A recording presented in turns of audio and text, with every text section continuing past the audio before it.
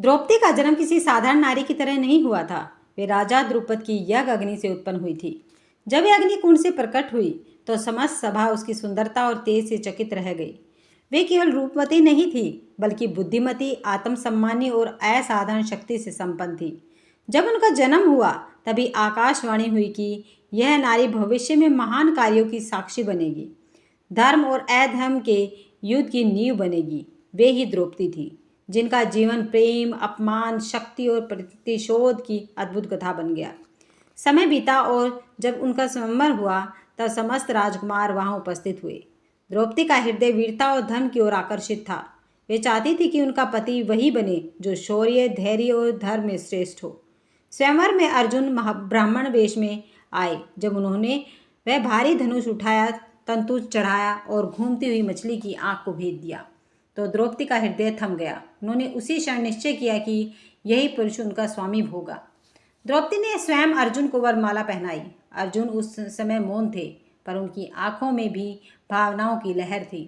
दोनों के बीच एक अदृश्य बंधन बन गया था। अर्जुन जब द्रौपदी को लेकर अपने घर लौटे और माँ कुंती से कहा, माँ देखो हम क्या लाए हैं, तो कुंती ने बिना देखे कह दिया, सब भाई मिलकर बांट लो। कुंती का यह वचन जैसे देववाणी बन गया। धर्मराज युधिष्ठिर ने कहा कि माता का वचन धर्म है और उसे तोड़ना अधर्म होगा। इस प्रकार द्रौपदी पांचों पांडवों की पत्नी बनी।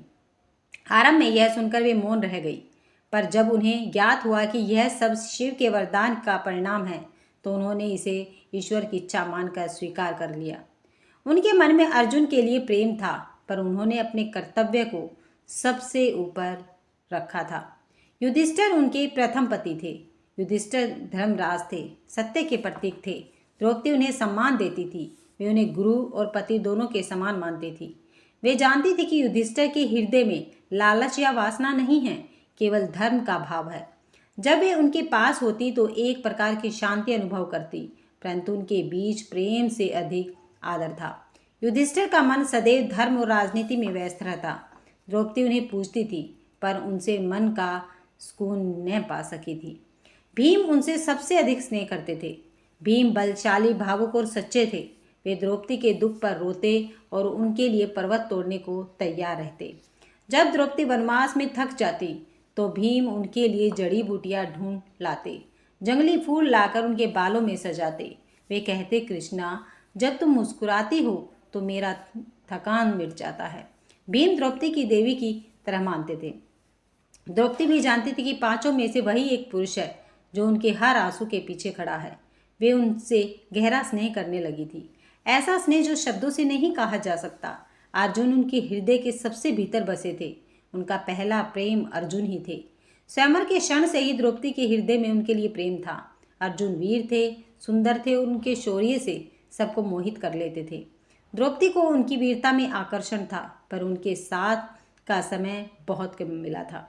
जब अर्जुन सुभद्रा से विवाह करके आए तो द्रौपदी के हृदय में पीड़ा हुई। उन्होंने पूछा, क्या अब तुम्हारा हृदय किसी और का हो गया है?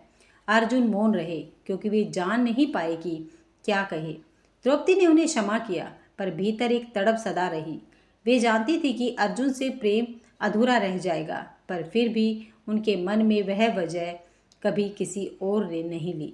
नकुल और सहदेव उनके पति अत्यंत विनम्र और आज्ञाकारी थे। नकुल सुंदरता में अतुल्य थे, सहदेव ज्ञान में श्रेष्ठ थे। वे दोनों द्रौपदी का आदर करते थे। वे उन्हें माता की तरह मानते थे, उनके आदेश को सर्वोपरि समझते थे। द्रौपदी भी उन्हें स्नेह देती थी, पर उनका हृदय उनमें नहीं बस पाया। उनके लिए वे छोटे भाई जैसे थे, जिसने उन्होंने कभी शिकायत नहीं की थी। समय बीतता गया, वनवास आया। द्रौपदी के लिए सबसे कठिन समय था। महल की रानी अब जंगल की धूल में चल रही थी। कटीले रास्ते, भूख और प्यास ने उन्हें तोड़ा नहीं, बल्कि और दृढ़ बना दिया था। जब वे थक जाती, भीम उन्हें सहारा देते। अर्जुन दूर साधना में रहते, युधिष्ठिर ध्यान में मगन रहते, पर भीम हर पल उनके पास रहते। जब द्रौपदी ने कभी भीम से कहा, यदि मुझे केवल एक पुरुष का साथ चुनना होता तो मैं तुम्हें चुनती, तो भीम का हृदय पिघल गया। उन्होंने कहा, कृष्णा तुम्हारे एक वचन के लिए मैं संसार से युद्ध कर सकता हूँ। वह सच्चा प्रेम था जिसमें स्वार्थ नहीं था। हस्तिनापुर लौटने के बाद जब द्रुत क्रीड़ा हुई और युधिष्ठिर ने सब कुछ हार दिया, यहाँ तक कि द्रौपदी को भी दांव पर लगा दिया।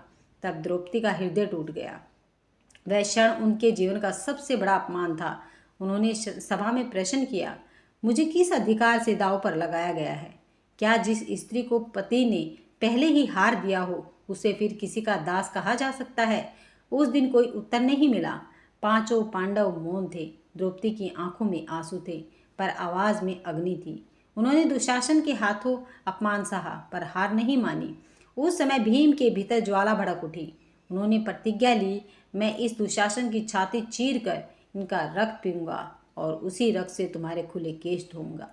द्रौपदी ने आंसू के बीच कहा, मैं प्रतीक्षा करूंगी, और भीम ने यह वचन निभाया।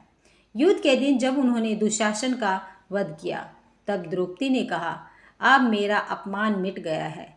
उस दिन उनके हृदय ने भीम के लिए कृतज्ञता और प्रेम दोनों महसूस किया। महाभारत के युद्ध में पांचों पांडव ने धर्म के लिए लड़ाई लड़ी।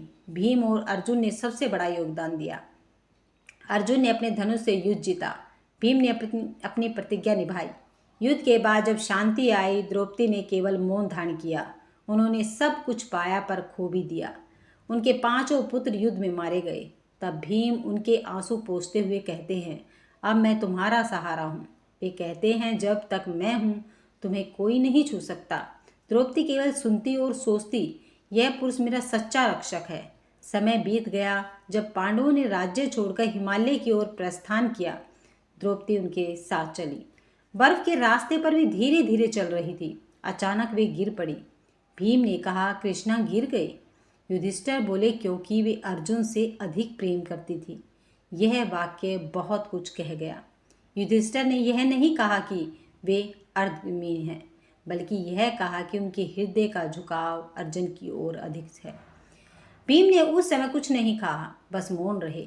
उनके नेत्रों में आंसू थे। वे जान गए थे कि कृष्णा का हृदय अर्जुन का था, पर उनके आंसू को पोंछने वाला केवल वही था। यदि द्रौपदी के हृदय को समझा जाए तो उसमें दो रंग थे, अर्जुन के प्रति प्रेम और भीम के प्रति श्रद्धा।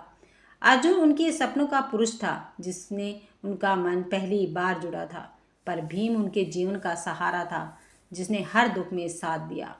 अर्जुन उनके मन में बसे, भीम उनके जीवन में। अर्जुन उनके सौपन में थे, भीम उनकी वास्तविकता में। द्रौपदी ने पांचों पांडवों से अलग अलग भावनाएं पाई। युधिष्ठिर से सम्मान, भीम से प्रेम, अर्जुन से आकर्षण, नकुल से सौंदर्य और सहदेव से ज्ञान। परंतु जब किसी एक की बात आए तो वह भीम ही थे, जिन्होंने उनके लिए जीवन दिया। वे हर बार द्रौपदी के दुख पर टूट जाते। उन्होंने कहा था, कृष्णा, तुम्हारा अपमान मेरे लिए ज्वाला बन गया है। जब तक मैं उसे शांत न कर दूं, मुझे शांति नहीं मिलेगी। यह वाक्य प्रेम नहीं, समर्पण था। द्रौपदी का जीवन संघर्ष से भरा था, पर उनकी कभी दुर्बलता नहीं आई। उन्होंने अपने अपमान को अपनी शक्ति बना लिया। वे कहती थी, जिस दिन नारी अपनी मर्यादा की रक्षा के लिए खड़ी होगी, उस दिन संसार बदल जाएगा। वे केवल 5 पतियों की पत्नी नहीं थी, वे धर्म और न्याय की आत्मा थी। उन्होंने अपने जीवन से दिखाया कि प्रेम केवल पाने का नाम नहीं है, बल्कि निभाने और समझने का भी नाम है।